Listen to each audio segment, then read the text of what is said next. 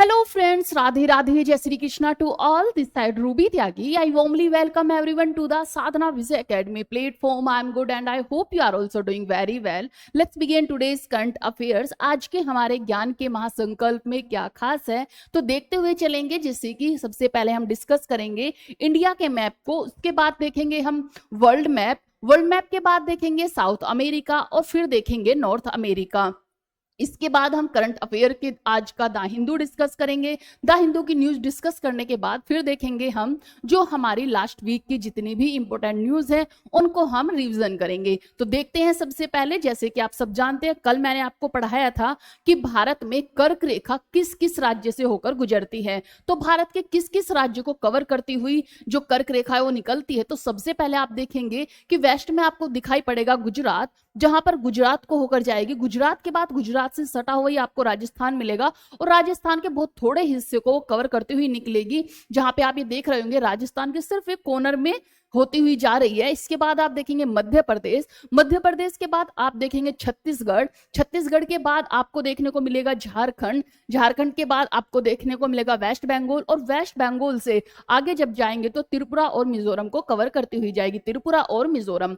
तो ये भारत के 8 स्टेट हैं जिन्हें हमारी कर्क रेखा जो है वो होकर गुजरती है, 8 राज्यों को कवर करती हुई निकलती है। यहां पर आप देख सकते हैं सबसे पहले गुजरात, फिर राजस्थान, फिर मध्य प्रदेश, फिर छत्तीसगढ़, फिर झारखंड, फिर पश्चिम बंगाल, फिर त्रिपुरा और लास्ट में मिजोरम। इन 8 स्टेट को कर्क रेखा होकर गुजरती है। ये था हमारा, जो कि आप सब जानते हैं कि कर्क रेखा से काफी बार क्वेश्चन पूछे गए हैं, एग्जाम में आए हैं, सीजीएल के एग्जाम में आया है, एसएससी के एग्जाम में पूछा गया है और यहाँ तक कि जो एनटीपीसी के एग्जाम हुए थे उसमें भी पूछा गया था कि जो कर्क रेखा है वो भारत के किस किस राज्य से होकर गुजरती है, और ऑप्शन दे दिए जाते हैं कि इनमें से बताइए कि किस किस राज्य से होकर गुजरती है। तो ये काफी इंपॉर्टेंट क्वेश्चन है, इसीलिए मैंने इसे इसमें रखा कि हमें याद रहे और 1-2 दिन उसका रिविजन करते रहे, जिससे कि हमें एक अच्छे से याद हो जाए कि 8 स्टेट वो कौन कौन से हैं। ये हुआ। इसके बाद हम देखेंगे, जैसे कि हमारी सीरीज चली हुई है कि हम सारे स्टेट को देखते हैं कि कौन सा स्टेट कहां पर स्थित है।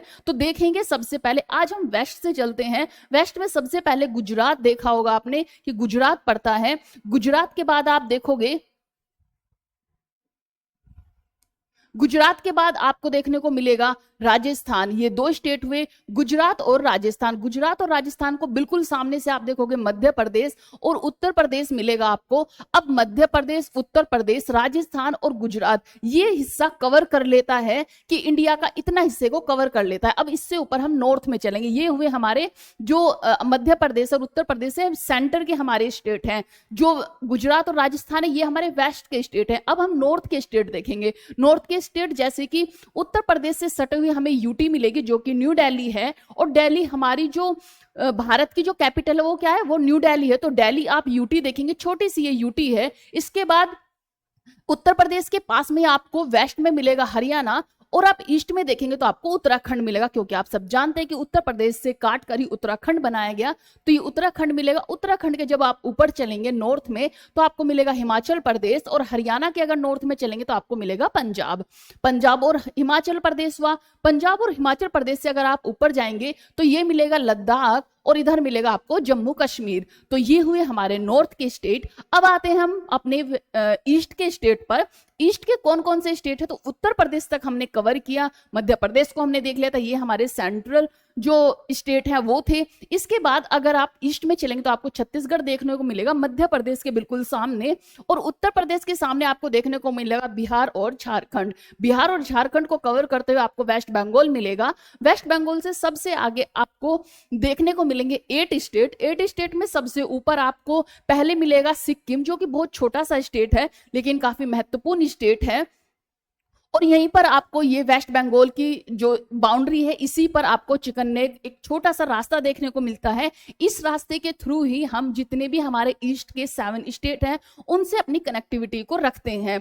तो ये हुआ चिकन नेक। इसके बाद हम आगे चलेंगे तो हमें देखने को मिलेगा असम के नीचे थोड़ा देखने को मिलेगा साउथ में मेघालय और असम हुआ। असम के ऊपर आपको अरुणाचल प्रदेश। अब अरुणाचल प्रदेश से नीचे को होते हुए चलो साउथ में, तो सबसे पहले अरुणाचल प्रदेश प्रदेश, फिर नागालैंड, इसके बाद मणिपुर और इसके बाद मिजोरम। मिजोरम के पास ही आपको त्रिपुरा देखने को मिलेगा। ये हुए हमारे ईस्ट के स्टेट। अब आते हैं हम अपने मिडिल स्टेट पे फिर से, जहां पे हम मध्य प्रदेश उत्तर प्रदेश को छोड़कर गए थे। मध्य प्रदेश, उत्तर प्रदेश और छत्तीसगढ़। अब हम चलेंगे साउथ के स्टेट कवर करते हुए। साउथ के स्टेट में मध्य प्रदेश से नीचे जो अपनी बाउंड्री को शेयर करता हुआ गुजरात और मध्य प्रदेश से आपको महाराष्ट्र मिलेगा। महाराष्ट्र के पास ही आपको एक छोटी सी यूटी मिलेगी जो कि है दमन एंड दीव, नगर, दादर एंड नगर हवेली। तो ये छोटी सी आप देख रहे होंगे, ये है दमन एंड दीव और दादर एंड नागर हवेली। ये छोटी सी यूटी एक आइलैंड है जिसे हमारी यूटी है।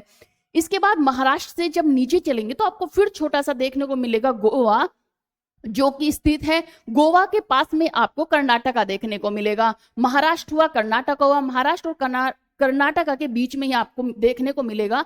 महाराष्ट्र और कर्नाटका से कवर करते हुए ईस्ट के साइड में आपको तेलंगाना देखने को मिलेगा। अब यहाँ पे हमारा छत्तीसगढ़ हो गया। छत्तीसगढ़ के पास में हमें उड़ीसा देखने को मिलेगा।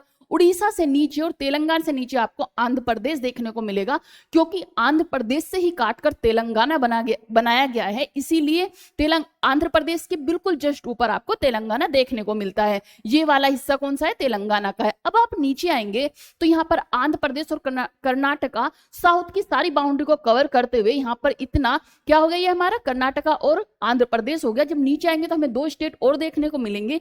वो होगा एक तरफ जो कि वेस्ट में होगा केरला और वेस्ट में होगा केरला और ईस्ट में होगा तमिलनाडु। ये हुए हमारे स्टेट। अब सबसे नीचे जो आप देखेंगे कि इधर अगर आप देखेंगे यहाँ पे आप लक्षद्वीप देखने को मिलेगा जो कि हमारी यूटी है, और ईस्ट में आपको देखने को मिलेगा अंडमान निकोबार। अंडमान निकोबार ये हमारे स्टेट हुए। इंडिया के सभी स्टेट हमने कवर किए। अब साथ ही साथ हम ये भी देख लेंगे कि जो भारत की इंटरनेशनल बाउंड्री है वो किस किस से कवर हो रही है। यहाँ पे आप अच्छे से देख सकते हैं। उस वाले मैप में थोड़ा आपको लिखा हुआ ठीक नहीं दिख रहा होगा। यहाँ पे कलर से आपको हर एक स्टेट की बाउंड्री दिखाई गई है, कौन सा स्टेट कहाँ कहाँ तक लाई कर रहा है वो आपको मेंशन किया गया है। यहाँ आप देख सकते हैं जैसे कि तमिलनाडु हुआ, केरला हुआ, कर्नाटका, आंध्र प्रदेश, महाराष्ट्र, छत्तीसगढ़, उड़ीसा, मध्य प्रदेश, गुजरात, राजस्थान, उत्तर प्रदेश, बिहार, झारखंड, इधर वेस्ट बंगाल, सिक्किम, इधर आओगे असम, अरुणाचल प्रदेश, नागालैंड, मणिपुर, मिजोरम, त्रिपुरा और मेघालय। जब आप इधर आएंगे तो यहाँ पे आप दिल्ली देखने को मिलेगा, व्हाइट कलर में दिल्ली, हरियाणा, पंजाब, हिमाचल प्रदेश, उत्तराखंड और सबसे ऊपर जम्मू कश्मीर और लद्दाख। ये हमारा हुआ।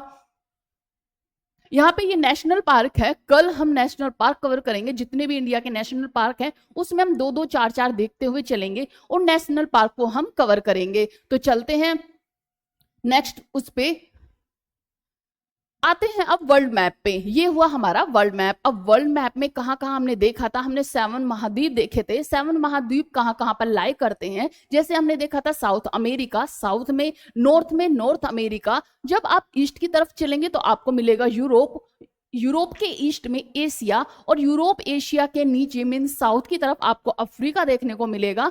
और इन सब के जो आपको ईस्ट साउथ में देखने को मिलेगा वो मिलेगा ऑस्ट्रेलिया। ऑस्ट्रेलिया से नीचे आपको देखने को मिलेगा अटलांटिका। ये हुआ। इनमें कौन कौन से ओशियन है, तो साउथ अमेरिका के पास में आपको साउथ पैसिफिक सागर देखने को मिलेगा।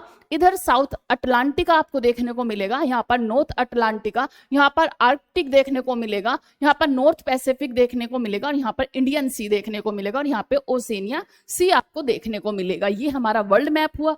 अब वर्ल्ड मैप में साउथ अमेरिका और हमारे नॉर्थ अमेरिका के जितने भी कंट्रीज हैं उन्हें हम देखते हुए चलेंगे, क्योंकि साउथ अमेरिका हम काफी 2 दिन से उसे डिस्कस कर रहे हैं, तो आज इसी के साथ में अमेरिका जो कि नॉर्थ अमेरिका है उसे भी हम कवर करेंगे। तो चलते हैं, ये देखेंगे हम। यहाँ पे आप फिर से देख सकते हैं south America, north America, Europe, Asia, Africa और ऑस्ट्रेलिया, अटलांटिका। ये हमारे 7 महाद्वीप हुए, 7 कॉन्टिनेंट हुए। अब चलते हैं हम अपने साउथ अमेरिका पर। साउथ अमेरिका में हमने देखा था कि सबसे अगर हम साउथ में चले थे तो हमें 2 देश देखने को मिले थे, अर्जेंटीना, और अर्जेंटीना के पास ही चिली देश देखने को मिला था। ये है अर्जेंटीना और ये है चिली देश। इन दोनों के ऊपर जब हमने देखा था तो हमें यहाँ पर उरुग्वे देखने को मिला था, पैराग्वे देखने को मिला था, बोलीविया, पेरू देखने को मिला था, और सबसे बड़ा जो कि ब्राजील था वो देखने को मिला था। फिर इससे ऊपर जब हम चले तो यहाँ पर कोलंबिया देखने को मिला, इक्वाडोर देखने को मिला, वेनेजुला से अगर ईस्ट में देखेंगे तो हमें 3 देश देखने को मिल रहे थे, जिसमें था उरुग्वे, जिसमें था हमारा गुआना, यहाँ पर आप देखेंगे यहाँ पे थोड़ा कम दिख रहा है तो आप काम चला सकते हैं। यहाँ पे सूरीनाम और यहाँ पर फ्रेंच गुआना, ये हमारे स्टेट थे जो कि साउथ अमेरिका के देश थे।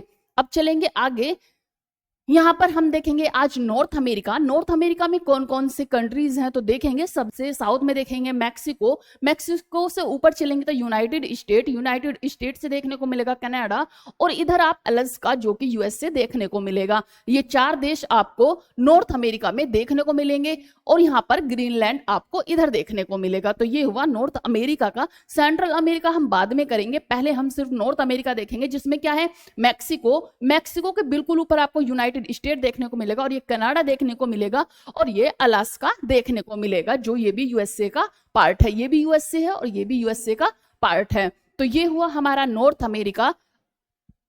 यहाँ पे आप देख सकते हैं मैक्सिको, यूनाइटेड स्टेट, कनाडा, और ये यूनाइटेड स्टेट जो कि अलास्का है यहाँ पर। और आप इनकी बाउंड्री भी देख सकते हैं कि कहाँ कहाँ तक ये लाई कर रहे हैं। अब चलते हैं हम द हिंदू की फर्स्ट न्यूज पर। अब तक हमने कवर किया, हमने भारत का मैप देखा, कर्क रेखा किस किस राज्य से होकर गुजरती है वो देखा, इसके बाद वर्ल्ड मैप देखा, वर्ल्ड मैप में 7 महाद्वीप देखे, इसके बाद हमने साउथ अमेरिका, नॉर्थ अमेरिका भी कवर किया। कल हम इसी के साथ में नेशनल पार्क भी देखेंगे कि किस स्टेट में कितने नेशनल पार्क है, ये कवर करते हुए चलेंगे। अब देखते हैं द हिंदू की फर्स्ट न्यूज में क्या आया है कि कर्नाटक उच्च न्यायालय में जो हमारा एक्सक्रोप है, एक्सक्रोप क्या है, जो पहले ट्विटर कहलाया जाता था, इस पर एक केस दर्ज कराया गया था। इसने फिर जो कर्नाटक का हाई उच्च न्यायालय है उसमें अपनी अर्जी लगाई और उसमें बोला कि भाई जो हमारे पर ये बैन लगाया गया है, ये जो चीजें लगाई गई हैं इन्हें हमसे हटाया जाए। लेकिन वहां के जो उच्च न्यायालय है उसने बोल दिया है, 3 जज की वो बेंच थी जिसने बोला कि भाई हम अपना जो सोशल मीडिया का कंटेंट है उससे समझौता नहीं कर सकते हैं। अगर वो भ्रमानक है या फिर या अपराध फैलाता है, कुछ ऐसा कंटेंट आप डाल रहे हो तो वो आपको रोकना पड़ेगा। तो ये सब बातें हुई, जैसे कि कर्नाटक उच्च न्यायालय हाईकोर्ट ने एक्सक्रोप जो कि पूर्व में ट्विटर की उस याचिका को खारिज कर दिया जो सूचना प्रौद्योगिकी अधिनियम के तहत जारी टैग डाउन या फिर ब्लॉकिंग ऑर्डर्स को चुनौती दे रही थी। यानी कोर्ट ने कहा कि एक्सक्रोप को उन चीजों को हटाने रोकने के आदेशों के खिलाफ राहत नहीं दी जा सकती। कौन कौन से वो थे तो देखेंगे। कोर्ट ने स्पष्ट किया कि सोशल मीडिया निष्पक्ष विचार मंच है, पर विचारों की रक्षा का अर्थ यह नहीं है कि किसी भी तरह का आपराधिक कंटेंट खुलेआम छोड़ा जाए। मीन्स आप ये नहीं है कि अगर ये सोशल मीडिया है तो आप इस पे कुछ भी अपलोड कर दोगे जिससे कि अपराध भी फैल सकता है। बहुत सारी ऐसी चीजें हैं, आप सोशल मीडिया पर देख रहे होंगे कि बहुत चीजें ऐसे भी हैं जो हमारे लिए यूजफुल है लेकिन मिस यूज भी उसका बहुत ज्यादा हो रहा है। तो इसीलिए ये सब याचिका की गई और यही कोर्ट ने कहा है। यह भी कहा कि दूसरे लोकतांत्रिक देशों में भी इस क्षेत्र का नियमन मौजूद है, इसीलिए भारत के उपाय किसी भी तरह से जो अनवैधानिक नहीं ठहराए जा सकते हैं। तो इनकी जो इन्होंने अपील की थी उसे खारिज कर दिया गया है और उन्हें बोला गया है जो आप पर बैन लगाया गया है, जो आपको ब्लॉकिंग किया गया है, वो ऐसे ही कंटिन्यू रहेगा। ये रहा। इसके बाद फिर एक और हमारा जो कोर्ट का ही फैसला आया है। कोर्ट में क्या हुआ है कि स्कूल ग्राउंड जो था उसमें रामलीला मैदान की तैयारी की गई। अब रामलीला मैदान की जब वहां तैयारी की जा रही है तो इससे ना तो बच्चे खेल पा रहे हैं ना ही चीजें हो रही हैं, तो इसके खिलाफ कोर्ट में केस किया गया। कोर्ट पे इसकी क्या भूमिका हुई, कोर्ट ने क्या कहा कि जज ने पहले जिसने वो रामलीला मैदान पर चीजें करवाई हुई हैं, जो वहां पर स्टार्ट किया गया है, वहां के जो हेड हैं, अध्यक्ष हैं, उनसे पूछा गया कि क्या उसके बाद भी वहां बच्चे खेल पा रहे हैं, क्या जो बच्चों के लिए आजादी है वो कंटिन्यू है। तो उन्होंने कहा ऐसा नहीं हो रहा है, वो रोक दिए गए हैं। तो इसीलिए गवर्नमेंट ने कहा है कि ये कोई भी गवर्नमेंट अगर चीज है उस पर आप धार्मिक कोई भी कार्य नहीं कर सकते हो, ये हमारे संविधान के खिलाफ है। तो इसके बारे में आप देखेंगे, क्योंकि आप सब जानते हो जितने भी गवर्नमेंट स्कूल हैं या फिर गवर्नमेंट चीजें हैं उसमें आप कुछ भी पर्सनली धार्मिक चीजें नहीं कर सकते हो। सिर्फ वही कर सकते हो जो सबके लिए यूजफुल हो, सबके लिए बेनिफिशियल हो और किसी को खेद ना पहुंचाए, किसी को कोई प्रॉब्लम ना हो। तो इसलिए वही चीजें की जाती है, उसमें धार्मिक चीजें नहीं होती। हाँ, अगर आपकी कोई प्राइवेट चीज है तो वहां आप अपनी मर्जी से कुछ भी कर सकते हो, अपनी धार्मिक चीजें चला सकते हो, लेकिन गवर्नमेंट में ये अलाउ नहीं किया जाता। तो आइए देखते हैं कि मामला एक अधिवक्ता की ओर से सुप्रीम कोर्ट में ओरल मेंशन के रूप में लाया गया था। 3 न्यायाधीशों की बेंच ने प्रमुख जिसमें जस्टिस थे सूर्यकांत ने इसे गुरुवार के लिए सूचीबद्ध कर दिया था। इलाहाबाद हाई कोर्ट की बात है ये। इलाहाबाद हाई कोर्ट ने 22 सितंबर को अपने आदेश में कहा था कि रामलीला के आयोजन से स्कूल गतिविधियां प्रभावित होंगी, इसीलिए उसने समारोह पर रोक लगा दी। आदेश PIL पब्लिक इंटरेस्ट लिटिगेशन पर आधारित था और हाई कोर्ट ने यह भी नोट किया कि आयोजकों ने मैदान पर बड़ा मंच बनाया और इंटरलॉकिंग टाइल्स बिछा दी थी, जिससे खेलकूद अब संभव नहीं रहा। हाई कोर्ट ने यह भी कहा कि मैदान का त्योहार स्थल में बदलना एक्सफिशिया इलीगल, पहले नजर में अवैध है। मींस ये जो है ये अवैध चीजें हैं। अगर आप गवर्नमेंट चीजों पे कर रहे हो जिससे बच्चों का खेल कूद सब कुछ रुक गया है तो ये अवैध है, ये इलीगल है। इसी के चलते आयोजनकर्ता पक्ष ने सुप्रीम कोर्ट से मुकदमा दायर किया कि हाई कोर्ट ने उनका पक्ष सुने बिना ही रोक लगा दी, यानी उन्हें अवसर ही नहीं दिया गया अपनी सफाई पेश करने के लिए। अब कानूनी प्रश्न क्या क्या उठे, क्या क्या इस पर क्वेश्चन उठे, तो सबसे पहला क्वेश्चन था क्या सेक्युलर स्कूल के खेल मैदान का उपयोग धार्मिक समारोहिक उद्देश्य के लिए किया जा रहा है, कि जो वो स्कूल का ग्राउंड है क्या वो धार्मिक चीजों के लिए यूज किया जा रहा है, तो वो था कि हाँ वो इसी के लिए यूज किया जा रहा है। इसके बाद है कि क्या प्रशासन आयोजकों ने बिना अनुमति और नियमों के मैदान में बदलाव मंच टाइल किए और क्या वह परिवर्तन विद्यालय के हित के विरुद्ध है, तो इसमें भी यस आंसर आया, क्योंकि ये विरुद्ध था, क्योंकि वहां पर तो धार्मिक कुछ चीजें करा ही नहीं सकते, ऊपर से बच्चों का जो खेल कूद है वो भी प्रभावित हो रहा था, तो इसके लिए भी देखा गया। इसके बाद पूछा गया कि हाई कोर्ट का रोकने का या जो रोक आदेश नियमों के मुताबिक और सुनवाई के बाद दिया गया था या पहले से सुनवाई के बिना दिया गया था। उनसे पूछा गया कि जो नियम बनाए गए वो सुनवाई से पहले किए गए थे या फिर बाद में किए गए थे। लोकहित बनाम धार्मिक क्या है, ये हमारा जो संविधान में है, लोकहित बनाम धार्मिक स्वतंत्रता, सार्वजनिक स्थानों के उपयोग का संतुलन कैसे रखा जाएगा। मीन्स अगर ये चीजें कर दी गई तो हम अपनी जो हमारी चीजें हैं उनका संतुलन कैसे रखेंगे, तो ये सब चीजें देखी गई।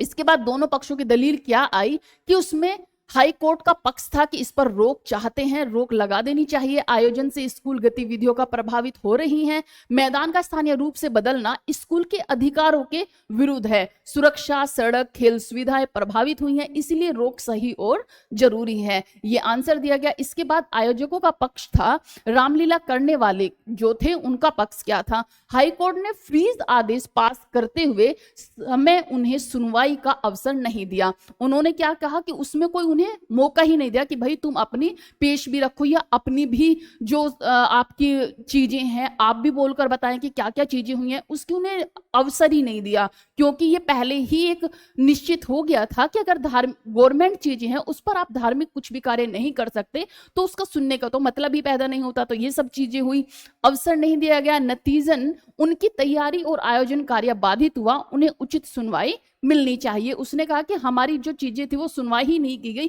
हमें भी उचित एक आयोजन मिलना चाहिए, एक उचित जो हमारी सुनवाई है उसे भी मिलनी चाहिए कि हम भी अपना पक्ष रख पाए।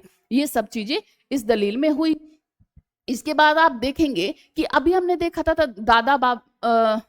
जो दादा फाल्के पुरस्कार था वो दिया गया था, वो हमने देखा था मनोहर लाल जी को दिया गया था, और भी हमने बहुत सारे हीरो देखे थे। अब एक और हमारा जो वो है एक पुरस्कार है वो दिया गया है जो तमिलनाडु सरकार ने अपनी तरफ से दिया है, वो है कलामामनी अवार्ड्स। कलामामनी अवार्ड्स दिए गए हैं, किस किस को दिए गए हैं, तो ये किस किस को दिए गए हैं, तो ये जिनमें से 2021, 22 और 23 के विजेताओं को शामिल किया गया इस सूची में। फिल्म कलाकार को दिया जाता है, ये संगीत को दिया जाता है, नृत्य में दिया जाता है, साहित्य रंगमंच और पारंपरिक जो कलाओं के लिए यह प्रसिद्ध पुरस्कार है। और कहाँ का है, ये तमिलनाडु का है। उदाहरण के तौर पर किस किस को दिया गया, साई पल्लवी को दिया गया, इसके बाद ये SJ सूर्य को दिया गया और संगीत निर्देशक अनिरुद्ध को इसमें शामिल किया गया। इन तीन लोगों को ये पुरस्कार दिया गया है, इन्हें सम्मानित किया गया है।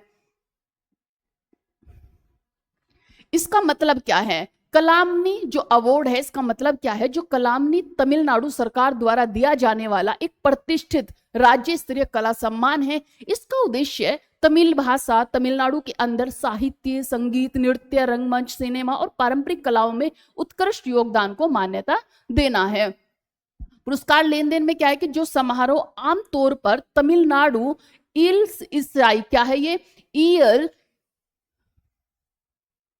ईएल ईसाई नाटका मनराम द्वारा इसे आयोजित किया जाता है। इसको इनके द्वारा आयोजित किया जाता है। पुरस्कार वितरण कौन करता है? तो इन्हें करेंगे जो वहां के मुख्यमंत्री हैं एम.के. स्टालिन, ये ही इसका वितरण करेंगे, ये ही देंगे। इसके बाद फिर एक और हमारी न्यूज आई है जो कि है global south must work together says Jaishankar. ये कहां पर गए हुए हैं? ये गए हुए हैं अमेरिका में, जहां पर यूएनए की बैठक हो रही है। यूएनए की जो जनरल काउंसिल है उसकी बैठक है, तो वहां पर ही इनकी मेजबानी करने के लिए हमारी तरफ से गए हैं हमारे जो विदेश मंत्री हैं जयशंकर प्रसाद जी। तो यहाँ पर क्या क्या हुआ है कि भारत ने यूएन जनरल असेंबली के साइड लाइन पर 20 लाइक माइंडेड समान विचारधारा वाले ग्लोबल साउथ देशों की एक उच्च स्तरीय बैठक बुलाई और उसकी मेजबानी की। कुछ देशों के मंत्रियों ने इसमें हिस्सा लिया और यह पहले वैश्विक दक्षिण के भीतर अधिक परामर्श और सामूहिक आवाज की मांग का संकेत है। जयशंकर प्रसाद ने अपना क्या पक्ष रखा इसमें? तो जयशंकर प्रसाद जी ने कहा कि वैश्विक चुनौतियों के समाधान के लिए ग्लोबल साउथ को एक साथ आकर सक्रिय रूप से परामर्श करना होगा, क्योंकि पारंपरिक जो बहुपक्षीवादी संस्थाएं हैं फिलहाल प्रभावहीन है या दबाव में दिख रही हैं और भारत इस समूह के भीतर संवाद और संवेदन बढ़ाने में सक्रिय भूमिका निभा रहा है। उन्होंने कहा जितनी भी जो ये पारंपरिक बहुपक्षीयवादी हमारी जो संस्थाएं हैं वो फिलहाल दबाव में दिख रही हैं। मींस इनका कहने का मतलब था जो बड़े बड़े शक्तिशाली देश हैं उनके दबाव में ये जो संस्थाएं ये उनके दबाव में दिख रही हैं, लेकिन इन्हें एक निष्पक्ष भाव से जो चीजें हैं वो करनी चाहिए, निष्पक्ष भाव से ही न्याय करना चाहिए। तो इन सब चीजों की बात हुई यहाँ पर, क्योंकि ये साउथ ग्लोबल की एक मीटिंग है और सभी वहां पर आए हुए थे। ये क्यों महत्वपूर्ण है? तो ग्लोबल साउथ की एकजुटता यदि विकासशील देशों में अधिक परामर्श और संवेदन बढ़ाता है तो वे विश्व मंचों पर अपने साझा हितों के बेहतर तरीके से प्रभावी कर सकेंगे, जैसे कि खाद्य सुरक्षा हुआ, ऊर्जा हुआ, जलवायु हुई या फिर वित्त पोषण जैसे मुद्दे हुए। यूएन सुधार और बहुपक्षवाद क्या है कि भारत मुख्य जो पहल से यूएन सुधार की मांगों को बल मिल सकता है, जैसे अधिक प्रतिनिधित्व होना, संसाधनों की उपलब्धता होना, निर्णय प्रक्रियाओं में न्याय संगत भागीदारी होना। अंतर्राष्ट्रीय व्यवस्था पर क्या दबाव है? तो उन्होंने कहा कि अगर बड़ी शक्तियां बहुपक्षवादी संस्थाओं से दूरी बनाए रखे तो वैकल्पिक क्षेत्रीय द्विपक्षीय प्लेटफॉर्म और जो सामूहिक समूह है जैसे कि ग्लोबल साउथ फोरम्स हैं और अधिक सक्रिय हो सकते हैं। कि अगर ये एक दूरी बनाए रखें, इन पर दबाव ना डाले, तो जो हमारा ग्लोबल साउथ फोरम है ये सक्रिय हो पाएगा, अधिक सक्रिय हो पाएगा। व्यवहारिक सहयोग क्या होगा कि यह बैठक केवल प्रतीकात्मक नहीं बल्कि खाद्य, उर्वरक, ऊर्जा सुरक्षा पर साझेदारी, तकनीक सहयोग और व्यापार समझौते की दिशा में वास्तविक कार्रवाई का मार्ग खोल सकती है। तो ये सब चीजें कहा गया, ये कहां पर थी? यूएन में हो रही ये असेंबली है और इसमें जितने भी यूएनए के सदस्य होते हैं वो सब इसमें पार्टिसिपेट करते हैं। यूएनए के सदस्य हैं 193 इसके सदस्य हैं जो कि इसमें भाग लेते हैं। इसके बाद चलते हैं कि centre claims scheme to add medical seats across country. इसमें दिया गया है कि मेडिकल की कुछ सीट्स हैं जिन्हें बढ़ाया गया है। मेडिकल की तरफ गवर्नमेंट काफी योगदान कर रही है, सीटें भी बढ़ा रही है और अपना अच्छा खासा जो है उनके पीछे पैसा लगा रही है। मीन्स एक मेडिकल अच्छा से उभर पाए, हर जगह जो मेडिकल की सुविधा है वो उपलब्ध हो पाए, तो इसी में गवर्नमेंट काफी वर्क कर रही है। इसमें कम से कम एक सीट पर जो हमारी गवर्नमेंट है 1.5 करोड़ के करीब उनके खर्च उठा रही है। तो ये सब चीजें देखी गई है। आइए इसे थोड़ा डिटेल में देखेंगे कि क्या हुआ है। केंद्रीय मंत्रिमंडल ने एक केंद्रीय वित्त पोषित योजना को मंजूरी दी है जिसके तहत देश भर के सरकारी चिकित्सा संस्थाओं में 5000 पोस्ट ग्रेजुएट और 5023 अंडर ग्रेजुएट सीटें 2028-29 तक जोड़ने का लक्ष्य रखा है। मींस अगर जो पीजी की सीटें हैं उनमें 5000 सीटें जोड़ने का लक्ष्य रखा है एमबीबीएस की, और जो यूजी सीटें हैं एमबीबीएस की पीजी सीटें के लिए कितनी 5000 और जो यूजी सीटें हैं उनमें 5023 सीटों को ऐड करने का लक्ष्य रखा है। मौजूदा जो मेडिकल कॉलेज है स्वतंत्र पोस्ट ग्रेजुएट संस्थानों और सरकारी अस्पतालों को सुदृढ़ और अपग्रेड किया जाएगा। मीन जितने भी अभी हमारे मेडिकल हैं, कॉलेज हैं, हॉस्पिटल है उन्हें अपग्रेड किया जाएगा और 5000 सीटें जो हमारी पीजी की है एमबीबीएस में बढ़ाई जाएंगी। इसी के साथ जो हमारी अंडर ग्रेजुएट है उसमें 5023 सीटों को बढ़ाया जाएगा, ये इसका लक्ष्य रखा गया है। इसी में देखेंगे कि ये फैसला क्यों मुख्य बिंदु बना, क्यों ये फैसला इंपॉर्टेंट है, तो इसके बारे में देखेंगे कि ये मंजूरी कब दी गई। तो हमारे जो पीएम है नरेंद्र मोदी की अध्यक्षता में फेज 3 की स्वीकृति दी गई, मीन्स ये फेज 3 के अकॉर्डिंग तहत किया गया। सीटें जोड़ने का लक्ष्य 5000 पीजी सीटें और 5023 यूजी सीटें कुल मिलाकर चिकित्सा शिक्षा में बड़े पैमाने पर विस्तार किया जा रहा है। लागू करने की जो अवधि है वो है 2025 से 26 में से लागू कर दिया जाएगा, मीन्स 25 और 26 में से लागू किया जाएगा। और 2025-26 से लेकर 2028-29 तक योजना क्रियान्वित की जाएगी, मीन्स 25 से लेकर 29 तक ये सारी चीजें लागू कर दी जाएंगी, मीन्स बना दी जाएंगी। जैसे कि जो हमारे हॉस्पिटल है उन्हें अपग्रेड किया जाएगा, जो मेडिकल है उन्हें अपग्रेड किया जाएगा। तो इन सब में क्या किया जाएगा, ये 2028-29 तक कंप्लीट कर दिया जाएगा। इसमें क्या क्या सुधार होंगे, जैसे सरकारी मेडिकल कॉलेज, जो हमारे स्टैंड लोन पीजी संस्थान है, वे केंद्र राज्य द्वारा चलाए जाने वाले सरकारी अस्पतालों को उन्नत किया जाएगा। प्रति सीट अधिकतम व्यय प्रत्येक सीट पर अधिकतम 1.5 करोड़ का तक का उन्नयन खर्च मान्य रहेगा, मींस एक सीट पर जो गवर्नमेंट खर्च करेगी वो 1.5 करोड़ करेगी। तो ये सब चीजें आई कि काफी जो बड़ा एक अमाउंट है वो गवर्नमेंट उठा रही है, सिर्फ इसलिए कि जो हमारी मेडिकल की सुविधाएं हैं, जो हमारे मेडिकल स्पेशलिस्ट हैं उन्हें बढ़ाया जा सके, जो छोटे क्षेत्र हैं या क्षेत्र वहां के आसपास उन्हें हर एक सुविधा मिल पाए। तो इसीलिए इन सीटों को बढ़ाया गया, क्योंकि मेडिकल की बहुत ज्यादा डिमांड है और बहुत ज्यादा, अभी आपने देखा भी होगा कोरोना के टाइम पे बहुत त्राही सी मच गई थी, जो कि हमारी मेडिकल में कम सीटें होने के कारण भी रही हैं। जो हमारे छोटे इलाके हैं उनके आसपास सुविधाएं का बहुत ही जो कमी है, इसीलिए उसे बढ़ाया जाए, इसलिए ये सीटें बढ़ाई गई हैं, जिससे कि जो मेडिकल सुविधा है वो हर जगह हमें प्राप्त हो। तो ये देखा गया। इसके बाद इसके जो कुल वित्तीय प्रभाव पड़ेगा वो है 15,034.5 करोड़ 26, जो कि 2025-26 से लेकर 28-29 तक होगा। जो एक हमारा वित्त रखा गया है, जो हमारा बजट रखा गया है कि हम इतना खर्च वहां पर करेंगे, तो ये खर्च कितना है, 15,034.5 करोड़ का लक्ष्य रखा गया। कब तक, 29 तक, 2029 तक। केंद्र राज्य का अनुपात क्या है कि केंद्र के जो शेयर होंगे लगभग वो होंगे 10,303.20 करोड़ की, जो केंद्र अपनी तरफ से लगाएगा वो कितना लगाएगा, 10,303.20 करोड़ लगाएगा। और जो राज्यों का योगदान होगा वो होगा 4,731.30 करोड़। ये क्वेश्चन कितनी बार पूछे जा सकते हैं, जो कि हमारे कॉम्पिटेटिव एग्जाम में सबके लिए इंपॉर्टेंट है, जैसे सीजीएल हुआ, एसएससी हुआ, या फिर हमारे यूपीएससी में भी ये क्वेश्चन पूछे जा सकते हैं। तो इसलिए आप इन्हें इन आंकड़ों को याद करते हुए चलेंगे कि राज्यों का कितना भाग है, केंद्र का कितना भाग है, पर सीट पर कितना खर्च हो रहा है। तो ये सब चीजें आपको पता होनी चाहिए।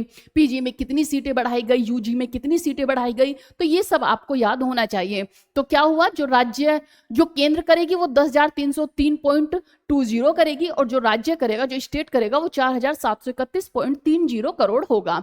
यानी एक संयुक्त केंद्र राज्य योजना होगी। ये जो योजना होगी वो एक संयुक्त होगी, जिसमें केंद्र और राज्य दोनों अपना योगदान करेंगे। ये सब चीजें हुई। वर्तमान स्थिति क्या है कि मौजूदा मेडिकल कॉलेज सीटों के में अभी कितनी सीटें हैं, किस तरह से है, तो ये देखेंगे कि हमारे भारत में 2025-26 के आसपास में 808 मेडिकल कॉलेज हैं। कितने, 808 मेडिकल कॉलेज हैं, जिनमें कुल कितने हैं हमारे कि 1,23,700 MBBS सीटें हैं। पिछले दशक की वृद्धि कितनी हुई, तो पिछले वर्षों में 10 वर्षों में इसमें 69,352 नई MBBS सीटें जोड़ी गई थी। में 10 साल में कितनी जोड़ी गई हैं, 69,352 जोड़ी गई हैं। इसके बाद ये MBBS सीटें जोड़ी गई थी, लगभग 127% की वृद्धि दर्शाती है। मीन्स 10 साल में 127% की जो हमारी वृद्धि है उसे दर्शाता है कि हमारी इतनी बढ़ोतरी हुई। 69,352 नई सीटें ऐड की गई थी। इसके साथ ही 43,041 पोस्ट ग्रेजुएट सीटें जोड़ी गई, जो कि 143 कितनी 143% वृद्धि को दर्शाता है। लक्ष्य क्या है, लक्ष्य का महत्व यह है कि नई योजनाओं से विशेषज्ञ जो स्पेशलिस्ट डॉक्टरों की संख्या बढ़ाने की विशेषताएं को सरकारी संस्थाओं में लाना और स्वास्थ्य सेवाओं की उपलब्धता बढ़ाने में मदद मिलेगी। इसलिए इसका लक्ष्य है कि जिससे कि स्वास्थ्य जो हमारी चीजें उनमें बढ़ोतरी होगी, गवर्नमेंट जो डॉक्टर है, जो स्पेशलिस्ट है, उनमें भी बढ़ोतरी होगी। ये सब चीजें रही। इसके बाद नेक्स्ट न्यूज है हमारी एआई से रिलेटेड। एआई से रिलेटेड क्या है कि एआई के बेनिफिट क्या हैं, क्या लॉसेस हैं, क्या ये सब चीजें हैं, तो इसी के बारे में देखेंगे कि एआई ने डेटा मांग तेज कर दी है। एआई मॉडल और बड़े पैमाने के डेटा सेंटर्स की मांग लगातार बढ़ रही है। आईईए और जो मैक इनसे जैसी संस्थाएं रिपोर्ट कर चुकी हैं कि डेटा सेंटर जो क्षमता है 2023 से लेकर 2030 के बीच में तेज वृद्धि हो सकती है।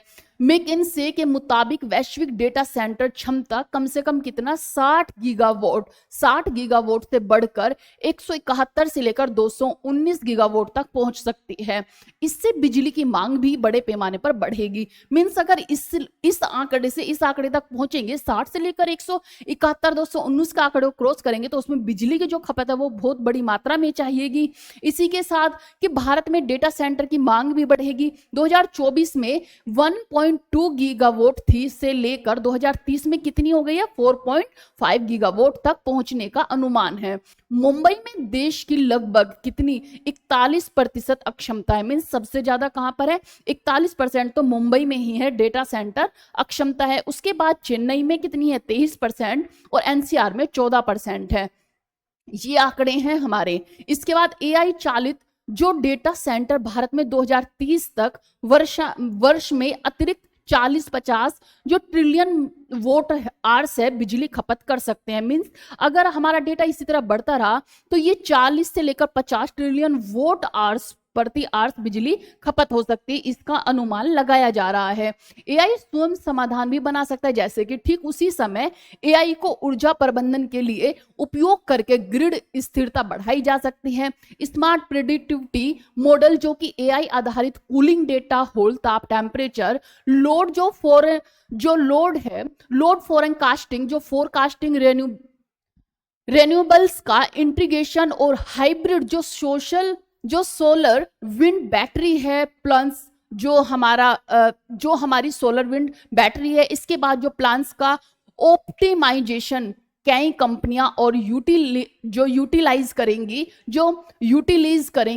उदाहरण के लिए जैसे कि एयरटेल हुआ, हमारा ब्राइट नाइट हुआ, पावर अल्फा हुआ, टाटा पावर, रेवेन्यू पावर हुआ या फिर बिस्कॉम हुआ आदि एआई को प्रयोजकों के लिए लगा रही है। मींस इसका क्या है आप सब जानते हैं, जब भी एआई जो कंप्यूटर होते हैं या फिर एआई जो टेक्निकल चीजें हैं वो जो बहुत बड़ी मात्रा में काम करती हैं, जब वो छोटे अमाउंट में काम करते हैं मींस जैसे छोटी छोटी कंपनियां हुई वो काम कर रही है, तो जब वो कंटिन्यू काम करते रहेंगे तो उनकी हीट भी बढ़ेगी, वो गर्म भी होंगे। उसके लिए क्या करते हैं जो छोटी कंपनियां वो तो एसी का यूज कर लेते हैं जिससे कि उन्हें ठंडा किया जा सके। लेकिन जो बड़ी बड़ी कंपनियां हैं जैसे कि मेटा हुई, गूगल हुई, इतनी बड़ी बड़ी कंपनियां इनका तो एसी से काम नहीं चलेगा, तो ये क्या यूज करते हैं, ये वाटर का यूज करते हैं, कोल्ड वाटर का यूज करते हैं। और इसी के साथ जो हमारा मीठा पानी है वो बड़ी मात्रा में यूज किया जाता है। तो इसीलिए ये एक संकट भी देखा जा रहा है कि जो मीठा पानी है उसका यूज इस मात्रा में किया जा रहा है तो वो भी कमी होती जा रही है। ऊपर से जो उसकी तो कमी हो ही रही है और जो उसका पोल्यूशन है, जो इन एआई से पोल्यूशन फैल रहा है वो भी देखा जा रहा है। तो ये एक संकट की गति देखी जा रही है। तो इसी के बारे में ये चर्चा की गई है और बताया गया है। एआई दक्षता और स्मार्ट ग्रिड को बेहतर कर सकता है, पर एआई के कारण उत्पन्न जो कंप्यूटेशनल भूख है, जो कंप्यूटेशनल हंगर है, कंप्यूटेशनल भूख की भी ऊर्जा मांग को बढ़ा देती है। मींस एआई अगर काम करता है, कंप्यूटर काम करते हैं तो वो कितने कितने लोगों का अकेला काम कर देता है, अकेला ही उसे कंप्लीट कर देता है। इससे क्या होगा, इससे बेरोजगारी तो फैल ही रही है लेकिन उसकी भूख भी बढ़ रही है। भूख इन द सेंस कि उसे ठंडा करने के लिए वाटर की जरूरत, कोल्ड वाटर की जरूरत या फिर एसी यूज करो। इसी के लिए एआई का देखा जा रहा है कि एआई बेनिफिशियल तो है, काफी कम टाइम में जो हम एक साल में काम कर पाते हैं उसे वो कुछ घंटों में करके हमें दे देता है, लेकिन इसके साथ इसके कुछ दुष्प्रभाव भी देखे जा रहे हैं। ऊर्जा मांग और बढ़ा देती है, यानी एआई भी अपनी जरूरतों के कारण स्टोबोल प्रभाव पैदा कर सकता है। मींस एआई अपनी जरूरतों के अकॉर्डिंग भी कठिनाई पैदा कर सकता है, कुछ प्रॉब्लम्स क्रिएट कर सकता है। ऊर्जा आपूर्ति और विश्वसनीयता मीन्स हम इस पर कितना विश्वास, कितनी ऊर्जा आपूर्ति, ये देखेंगे। बड़े पैमाने पर जो ग्रिड अपग्रेड है, बैलेंसिंग और स्टोरेज है, जो बैटरी पंप्ड करती है, हाइड्रो या फिर ग्रीन हाइड्रोजन की जरूरत पड़ती है। नवीनीकरणीय ऊर्जा की मात्रा और सुनिश्चितता क्या है कि रात और बादलों सीजन पर निर्भरता को कवर करने के लिए स्टोरेज एंड जो हमारे बैकअप सिस्टम चाहिए होता है, इसके लिए हमें स्टोरेज भी चाहिए और बैकअप सिस्टम भी चाहिए। इंफ्रास्ट्रक्चर और जगह क्या होगी कि डेटा सेंटर क्लस्टर, जो डेटा सेंटर क्लस्टर है जैसे कि मुंबई में, चेन्नई में, एनसीआर में अतिरिक्त बिजली की डिमांड बढ़ेगी, स्थानीय ग्रिड पर दबाव डाल सकती है कि जो बिजली है उस पर दबाव पड़ेगा। ज्यादा से ज्यादा जब बिजली यूज होगी तो उससे क्या होगा, बिजली की खपत कम होगी और वहां पर बिजली की डिमांड बढ़ जाएगी। पर्यावरणीय जो प्रभाव है वो क्या पड़ेंगे, या फिर इससे कार्बन प्रभाव क्या पड़ते हैं, तो इससे क्या होगा कि अगर बिजली जो फोसिल फ्यूल से आई तो कार्बन फुटप्रिंट बढ़ेगा। जो कार्बन फुटप्रिंट है वो अधिक से अधिक बढ़ेगा, क्योंकि बिजली से आएगा तो कार्बन फुटप्रिंट बढ़ेगा, जिससे कि कार्बन का प्रभाव फैलेगा। मानव निवेश और नीति, तेज विस्तार के लिए नियामक निवेश, भूनियोजन और प्रशिक्षण की जरूरत पड़ेगी। जो मानव निवेश है या फिर उसकी नीति क्या होगी, तो उसमें क्या होगा कि जितने भी हमारे इसके तेज विस्तार के लिए एक नियामक की जरूरत पड़ेगी, निवेश की जरूरत पड़ेगी, क्योंकि इसके लिए अधिक निवेश चाहिए। इस सारी टेक्निकल चीजों को अगर आप उसका बंदोबस्त करते हो, उसे एक सेटअप उसका स्टार्ट करते हो, तो काफी उस पर निवेश करना पड़ता है। इसी के साथ भूनियोजन भी चाहिए, प्रशिक्षण की भी जरूरत है। तो ये सब देखा गया और इसमें कार्बन का तो प्रभाव देखा ही गया। ये था कि इसके कुछ दुष्प्रभाव भी हैं, कुछ बेनिफिट भी हैं, लेकिन इसमें आने वाले टाइम में हमें कुछ कठिनाइयों का सामना भी करना पड़ सकता है। तो ये इसके बारे में बताया गया कि एआई किस तरह हमारे लिए बेनिफिशियल है, लेकिन उससे ज्यादा ये हमें नुकसानदायक भी है। ये सब हमारी चीजें हुई। अब चलते हैं हम अपने क्वेश्चन आंसर्स पर। क्वेश्चन आंसर में सबसे पहले क्वेश्चन देखेंगे कि हिंदी दिवस जो है किस तिथि को मनाया जाता है और इसका महत्व क्या है। तो जो हिंदी दिवस है वो 14 सितंबर को मनाया जाता है टू ऑनर एडॉप्शन ऑफ, ये क्या है, Hindi as India's official language, जो हमारी ऑफिशियल लैंग्वेज है उसके उपलक्ष्य में इसे मनाया जाता है। कितना, 14 सितंबर को। हिंदी दिवस हर वर्ष 14 सितंबर को मनाया जाता है, क्योंकि 14 सितंबर 1949 को संविधान सभा ने हिंदी को भारत की आधिकारिक भाषा माना था। जो हमारा संविधान है उसमें जब इसे ऐड किया गया आधिकारिक भाषा के रूप में, तो वो कब किया गया, 14 सितंबर 1949 को किया गया था। तो इसीलिए हम इस दिन क्या मनाते हैं, हिंदी दिवस को मनाते हैं। तब से ही आधिकारिक भाषा के रूप में अपनाया गया था। इस दिन हिंदी भाषा के महत्व और सांस्कृतिक एकता को उजागर किया गया था। नेक्स्ट क्वेश्चन है, भारत के उपराष्ट्रपति वाइस प्रेसिडेंट पद संभालने वाले 15वें जो व्यक्ति कौन है, जैसा कि 12 सितंबर 2025 को रिपोर्ट हुआ था, तो वो है सीपी राधाकृष्णन। कौन है, सीपी राधाकृष्णन हमारे 15वें राष्ट्रपति बने हैं।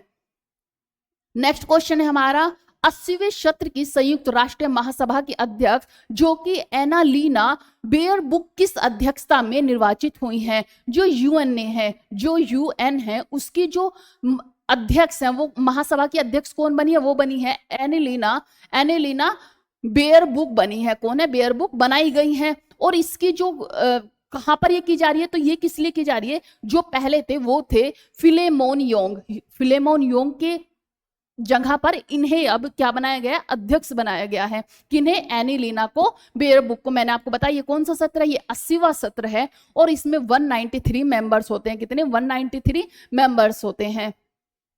देखते हैं, संयुक्त राष्ट्र महासंघ जो कि यूएन जनरल असेंबली का प्रत्येक सत्र एक नए अध्यक्ष के अधीन होता है, जो पहले अध्यक्ष के नेतृत्व को संभालते हैं। मींस 80वें सत्र जो कि 9 सितंबर 2025 से शुरू हुआ के लिए अध्यक्ष एनालीना बेयरबुक को 2 जून 2025 को निर्वाचित किया गया। इन्होंने इस पद को फिलिमोन यंग को, किसे, फिलिमोन यंग की अध्यक्षता से संभाला है। मींस उनके बाद ये बनी है, यानी पहले सत्र के अध्यक्ष कौन थे, फिलिमोन यंग थे, उनके बाद बेयरबुक को अधिनिष्ठ किया गया है। इसके साथ ही जो हमारे एंटोनियो गुटेरेस है, ये कौन है, ये वर्तमान में यूएन के महासचिव हैं। कौन है, महासचिव हैं। नेक्स्ट देखते हैं, भारतीय कृषि अनुसंधान परिषद जो कि ICAR ने किस देश के साथ मित्रों टू क्रॉस इंक्यूबेशन कार्यक्रम शुरू किया है, जिसका उद्देश्य एग्रीटेक, नवाचार और स्टार्टअप सहयोग को बढ़ावा देना है, एग्रीटेक नवाचार और स्टार्टअप को बढ़ावा देना है, तो वो क्या है, ब्राजील के साथ। किसके साथ, ब्राजील के साथ किया गया। ये पहला जो इस पर बोलेगा, जो बोल कर बात करेगा, वो कौन करेगा, ब्राजील करेगा। आईसीएआर ने मित्र 2.0 नामक Brazil India cross incubation programme in agritech launch किया है। इसका उद्देश्य है दोनों देशों के इन्वेटर्स, स्टार्टअप्स और अनुसंधान संस्थानों को जोड़ना और कृषि प्रौद्योगिकी में नवाचार और सह निर्माण करना। कार्यक्रम के प्रमुख फीचर्स क्या है, जैसे कि जो इंक्यूबेटर संबंधों को मजबूत करना है, या फिर बेस्ट जो प्रैक्टिसेस को साझा करना है, को इंक्यूबेशन जो कि सह इंक्यूबेशन है को बढ़ावा देना है। इसके साथ ही इसका आंसर कौन सा होगा कि सह इंक्यूबेशन को बढ़ावा देना है। ये इसका एक्सप्लेनेशन हुआ। इसी के साथ आगे चलते हैं।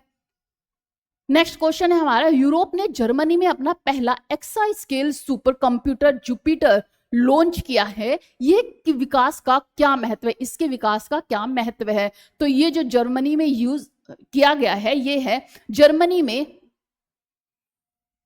जर्मनी को एक वैश्विक वित्तीय केंद्र बनाना इसका लक्ष्य है। इसीलिए जुपिटर को क्या किया गया है, लॉन्च किया गया है।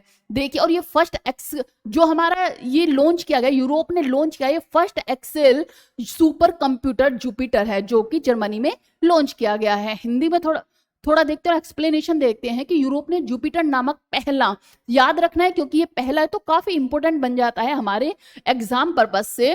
पहला x scale super computer Germany जो कि आरंभ किया गया है, कहां पर, फोरचुंग जो जेनिथर जूलिच में इसे आरंभ किया गया है। ये सुपर कंप्यूटर प्रति सेकंड एक क्विंटलियन मींस 10 की पावर 18 गणना एक साथ कर सकता है। कितना, प्रति सेकंड कर सकता है। अर्थात एक्सेल जो है श्रेणी में आता है। जुपिटर को यूरोपीय आयोग और जर्मनी की साझेदारी में स्थापित किया गया है तथा ये यूरो एचपीसी यूरोपियन, क्या है इसकी full form, European high performance computing joint undertaking परियोजना का हिस्सा है। किसका है ये, तो ये हिस्सा है European high performance computing joint undertaking परियोजना का हिस्सा है। इस आधिकारिक रूप से इसे 5 सितंबर 2025 को जर्मन चांसलर कौन है, जो कि है फ्रेडरिक मर्ज ने उद्घाटित किया है। जर्मन के जो चांसलर है वो कौन है, वो है फ्रेडरिक मर्ज ने इसे उद्घाटित किया है। नेक्स्ट क्वेश्चन है, बुर्किनो फासो, माली और नाइजर ने घोषणा की है कि वे अंतरराष्ट्रीय आपराधिक न्यायालय से वापस जा रहे हैं। इन तीनों सरकारों ने इस निर्णय के लिए मुख्य रूप से किस कारण का हवाला दिया। क्या हुआ है कि इन तीनों देशों ने क्यों इस पद को छोड़ने की बात कही है, तो वो इसलिए कहा है कि जो उच्च न्यायालय है उन्होंने कहा वो एक न्याय नहीं करती है, वो निष्पक्ष जो न्याय वो नहीं करती है। जो शक्तिशाली देश है उनके दबाव में आकर वो फैसले लेती है और जो शक्तिशाली देश हैं उन पर जल्दी से कार्रवाई नहीं करती है, जबकि जो और लोग हैं जो इतने शक्तिशाली देश नहीं हैं उन पर वो दबाव बनाती है। इसलिए इन तीनों ने इसे छोड़ने का फैसला किया है कि जब ये फैसला निष्पक्ष भाव से लेती ही नहीं है तो हम इसमें क्यों बने रहें। इसी के साथ आपने देखा होगा कि इन जो हमारी अंतर्राष्ट्रीय न्यायिक जो आपराधिक न्यायालय है ये कभी कभी अपना ऑर्डर दे देती है कि उन्हें अरेस्ट कर लो या फिर उन पर कार्रवाई की जाए, लेकिन वो कार्रवाई कभी होती भी नहीं है और लंबे लंबे टाइम तक टाल दी जाती हैं।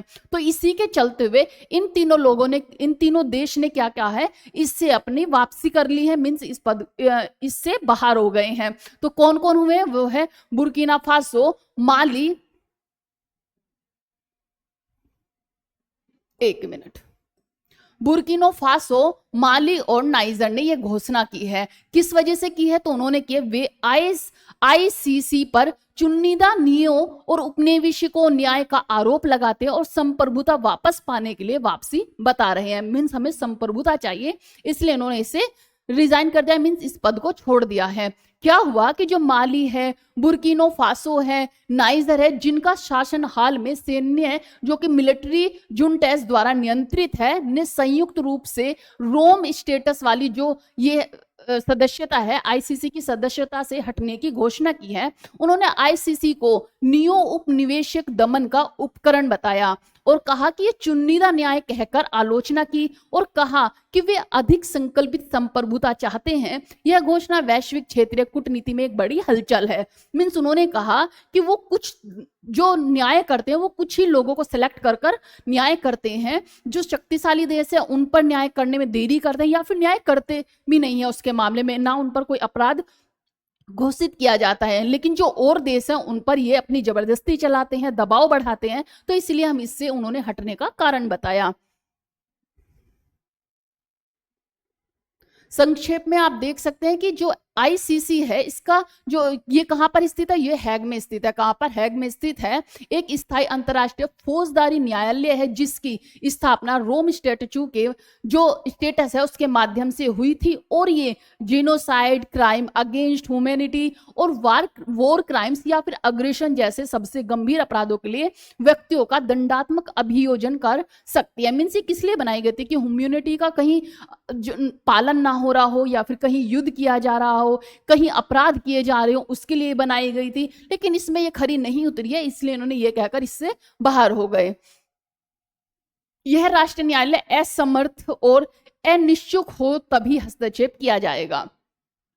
इसके बाद चलते हैं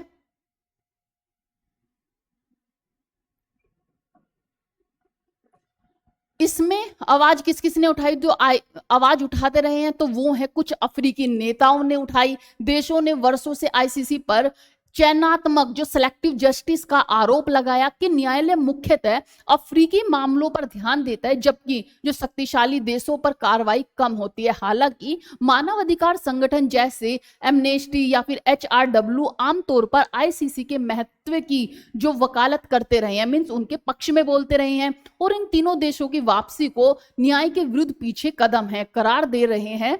दुनिया भर में अलग अलग राजनीतिक और राजनीतिक हित आईसीसी के आलोचकों में शामिल रहे हैं। कुछ गैर सदस्य रहे जैसे कि रूस हुआ जिन्होंने पहले ही से छोड़ दिया था, चीन और कभी कभी अमेरिका को अलग अलग कदम या फिर आलोचनाएं मिलती हैं, मीन्स उनको वो ज्यादा सपोर्ट करते हैं। नेक्स्ट न्यूज है हमारी, राष्ट्रीय आयुर्वेद दिवस 2025 किस निश्चित तारीख को मनाया गया और समारोह को आधिकारिक विषय मिला। तो ये बनाया गया है, कब बनाया गया, तो ये बनाया गया 23 सितंबर को। कब? 23 सितंबर 2025 को मनाया गया। मीन्स आयुर्वेद दिवस आपने देखा होगा पहले धनतेरस से एक दिन पहले बनाया जाता था, लेकिन निश्चित जो डेट फिक्स हुई वो पहली बार इस वर्ष हुई है और वो हुई है 23 सितंबर। मीन्स आयुर्वेद दिवस जो है वो हर एक 23 सितंबर को मनाया जाएगा। तो ये बातें हुई। इसके बारे में थोड़ा देखते हैं कि जो राष्ट्रीय आयुर्वेद दिवस 2025 को आधिकारिक विषय घोषित किया गया, इसकी जो थीम थी वो क्या है, वो है Ayurveda for people and planet. इसका उद्देश्य यह रेखांकित करता है कि आयुर्वेद केवल व्यक्तिगत स्वास्थ्य तक सीमित नहीं है बल्कि पर्यावरण और गृह स्तर के स्वास्थ्य वन हेल्थ दृष्टिकोण से भी जुड़ा हुआ है। इसका महत्व देख सकते हैं कि इस बदलाव का लक्ष्य था आयुर्वेद को वैज्ञानिक साक्ष्य आधारित स्वास्थ्य प्रणाली को के रूप में और व्यापक स्तर पर प्रचारित करना, नीति निर्माण करना, अनुसंधान करना, शिक्षा और वैश्विक सहभागिता को बढ़ाना। ये स्थिर तारीख से योजनाओं और कार्यक्रमों और अंतर्राष्ट्रीय योजनाओं का समन्वय आसान होगा। इसमें क्या है कि जो आयुर्वेदिक है, आयुर्वेदिक वैज्ञानिक है, आयुर्वेदिक जो रिसर्च है उसे बढ़ावा देना, और इसीलिए इसकी एक फिक्स डेट की गई है कि अब 23 सितंबर को ही मनाया जाएगा। हर साल 23 सितंबर को मनाया जाएगा। ये भी इंपॉर्टेंट क्वेश्चन बनेगा क्योंकि पहली बार एक जो आधिकारिक रूप से एक डेट फिक्स की गई है वो 23 सितंबर की गई है, तो इसीलिए ये क्वेश्चन इंपोर्टेंट होगा और एग्जाम में आने के मैक्सिमम चांसेस होंगे। इसके बाद है नई दिल्ली में आयोजित वर्ल्ड फूड इंडिया 2025 के लिए किन दो देशों को पार्टनर कंट्री साझेदार देश के रूप में नामित किया गया है। तो किस चीज को नामित किया गया है इसके लिए, न्यूजीलैंड और सऊदी अरब को इसके लिए नामित किया गया है। वर्ल्ड फूड इंडिया 2025 भारत सरकार ministry of food processing industry द्वारा 25 से लेकर 28 सितंबर तक, कब से, इसे 25 से लेकर 28 सितंबर 2025 को भारत के भारत मंडपम में न्यू दिल्ली में आयोजित किया जाएगा। एक बड़ा अंतर्राष्ट्रीय कार्यक्रम है जिसका उद्देश्य भारत को एक ग्लोबल फूड हब बनाना है के रूप में स्थापित करना है। खाद्य प्रसंस्करण, जो कि आप जानते हैं कि इसके मंत्री कौन है, वो है चिराग पासवान। प्रसंस्करण और फूड वैल्यू चेन में निवेश साझेदारी को बढ़ाना। आयोजन का उद्घाटन प्रधानमंत्री नरेंद्र मोदी द्वारा किया जाएगा। तो ये क्या आ जाएगा, कब से लेकर 25 से लेकर 28 सितंबर तक, कहां पर, भारत मंडपम में, नई दिल्ली में, नई दिल्ली के भारत मंडपम में से आयोजित किया जाएगा। पार्टनर कंट्री कौन कौन होंगे, तो इस वर्ष की एडिशन में न्यूजीलैंड और जो दूसरा देश होगा वो सऊदी अरब होगा। सऊदी अरब और न्यूजीलैंड इसमें पार्टनर जो देश होंगे, आधिकारिक रूप से पार्टनर कंट्रीज घोषित किया गया है, ये जानकारी आयोजक ने दी है।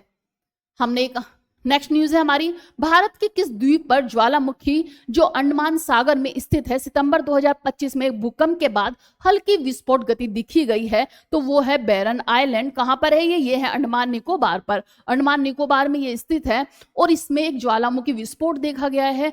तो ये हल्का विस्फोट देखा गया है, लेकिन ज्वालामुखी वहां पर बैरन द्वीप पर ज्वालामुखी फटी है, तो ये देखा जा रहा है।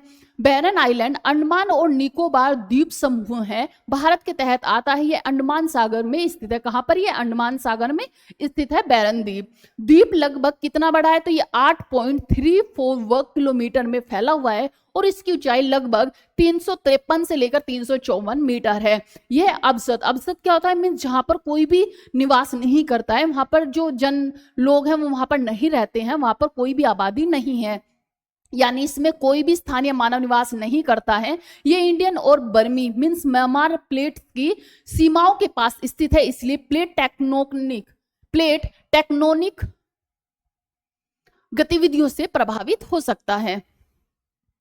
कैसे हुआ ये विस्फोट, तो ये हुआ था सितंबर 2025 में, पहले 13 सितंबर को और फिर 20 सितंबर को बैरन आइलैंड में हल्की ज्वालामुखी गतिविधि पर पाई गई है। विस्फोट को भूकंप गतिविधि से जोड़कर देखा गया है। 18 सितंबर को क्षेत्र में 4.2 रिएक्टर की तीव्रता का भूकंप आया और उसके बाद इसमें विस्फोट हुआ। पहले भूकंप आया, इसके बाद इसमें विस्फोट हुआ। विशेषज्ञों का कहना है कि उस भूकंप की कंपन ने ज्वालामुखी के मैग्मा कक्ष में कंपन उत्पन्न कर दी, जिससे विस्फोट हुआ। मीन्स पहले जो भूकंप आया उससे क्या हुआ, उसमें कंपन हुआ और कंपन होने के बाद उसमें एक विस्फोट हुआ, ज्वालामुखी में विस्फोट हुआ, किसमें, बैरन द्वीप में। नेक्स्ट न्यूज है, प्रधानमंत्री नरेंद्र मोदी ने यहूदी समुदाय को रोश हशनहा 2025 पर शुभकामनाएं दी। यहूदी परंपरा में रोश हशनहा मुख्य रूप से किसका प्रतीक है, तो ये वहां का एक पर्व है जिसके लिए मनाया जाता है यहूदी नव वर्ष और हाई होली डेज मीन्स होता है पवित्र दिनों की शुरुआत, इसलिए इसे मनाया जाता है। तो ऑप्शन क्या है इसका, ए है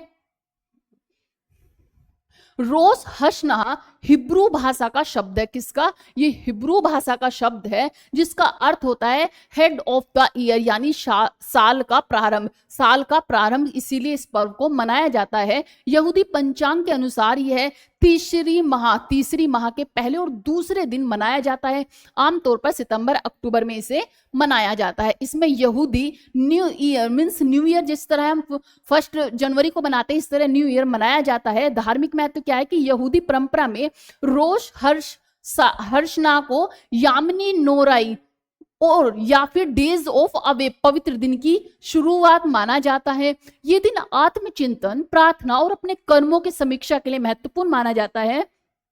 यह पर्व 10 दिनों तक चलता है, मीन्स इसे 10 दिनों तक ये लोग मनाते हैं और योम जो किपुर है डे ऑफ एंटोनमेंट पर समाप्त होता है। मीन्स ये कब होता है, ये डे ऑफ एंटोनमेंट पर इसे समाप्त किया जाता है। शंख जैसी ध्वनि करने वाले वाद्य यंत्र होते हैं जिन्हें राम का सींग कहते हैं, उसे बजाया जाता है इस उपलक्ष्य में, जो आत्म जागरण और पश्चाताप का प्रतीक है। इस अवसर पर सेब शहद खाए जाते हैं जो आने वाले वर्ष की मिठास और समृद्धि का प्रतीक है। मीन्स ये इस दिन क्या खाते हैं, सेब और जो शहद है उसका सेवन करते हैं। लोग परिवार और मित्रों को शुभकामनाएं देते हैं, जैसे इसनहा टो जिसका अर्थ है गुड ईयर। मीन्स ये अपनी भाषा में क्या बोलते हैं, इश्नहा टो जिसका अर्थ क्या होता है, गुड ईयर। क्यों मनाया जाता है, तो इस वर्ष ईश्वर द्वारा संसार की रचना मानते हैं। ये क्या मानते हैं कि इस दिन क्रिएशन ऑफ द वर्ल्ड हुआ था, कि स्मृति में इसे जोड़ा गया। यह यहूदी लोगों के लिए आत्मचिंतन और धार्मिक नवीनीकरण का समय माना जाता है। नेक्स्ट है मिथुन मनहास, जो चेन्नई सुपर किंग्स और दिल्ली के पूर्व बल्लेबाज रह चुके हैं। किसके? चेन्नई सुपर किंग्स और दिल्ली के पूर्व बल्लेबाज रह सके हैं, बीसीसीआई के नए अध्यक्ष बनने की स्थिति में है, मींस इनका नाम आया है। तो ये वह पहला अनकैप्ड क्रिकेटर है जिसने भारत के लिए कभी अंतरराष्ट्रीय क्रिकेट नहीं खेला है, मींस इन्होंने हमेशा जो भी क्रिकेट खेले वो घरेलू खेले हैं, मींस भारत के अंदर ही खेले हैं। इन्हें क्या बनाया जा रहा है? बीसीसीआई का अध्यक्ष बनाया जाएगा। पेरिस में आयोजित बैलोन्स, क्वेश्चन है, पेरिस में आयोजित बैलोन डी और 2025 समारोह में पुरुष और महिला वर्ग के बैलोन डी और पुरस्कार कम से किसे दिए गए हैं? तो ये दिए गए हैं किसे? ये दिए गए लियोन मेसी और सैम कर को दिए गए हैं, लियोन मेसी और सैम केर को दिए गए हैं।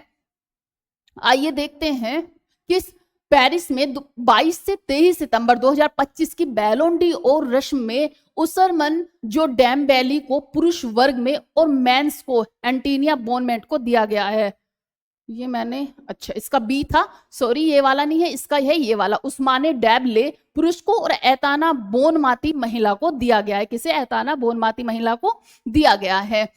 ओस्माना को और बैनमाती एंटीना को इसे दिया गया है, पुरस्कार दिया गया। और ये किस लिए? इवेंट प्रमुख मीडिया नाउंसिंग पब्लिकेशन में रिपोर्ट किया गया था। और इसी के साथ साथ ये क्यों दिया जाता है? तो बैलोन डी और जो है फ्रांस की फुटबॉल के लिए खेला जाता है और विश्व फुटबॉल का सबसे प्रतिष्ठित जो व्यक्तिगत पुरस्कार माना जाता है। ये साल भर के प्रदर्शन, क्लब व इंटरनेशनल दोनों के आधार पर सर्वश्रेष्ठ पुरुष और महिला खिलाड़ी को दिया जाता है। किसके क्षेत्र में? इसे दिया जाता है फुटबॉल के क्षेत्र में। साथ ही विभिन्न सह पुरस्कार युवा खिलाड़ी को भी है दिए जाते हैं। महाराष्ट्र के अहमदाबाद रेलवे स्टेशन का आधिकारिक नाम बदल दिया गया है और उसका क्या नाम रखा गया है? तो वो है अहिल्यानगर। कौन सा? अहिल्यानगर रखा गया है। आइए इसे भी देखें। ये हुआ हमारा अहिल्यानगर तक। आज की हमारी ये थी करंट अफेयर जो हमने डिस्कस किया। आई होप आपको समझ आया हो। जितने मैंने आपको क्वेश्चंस बताए, मैं पूरी कोशिश करती हूँ कि जीके जीएस से जितने भी आपके क्वेश्चन बने ये हम करंट अफेयर से ही कवर करें।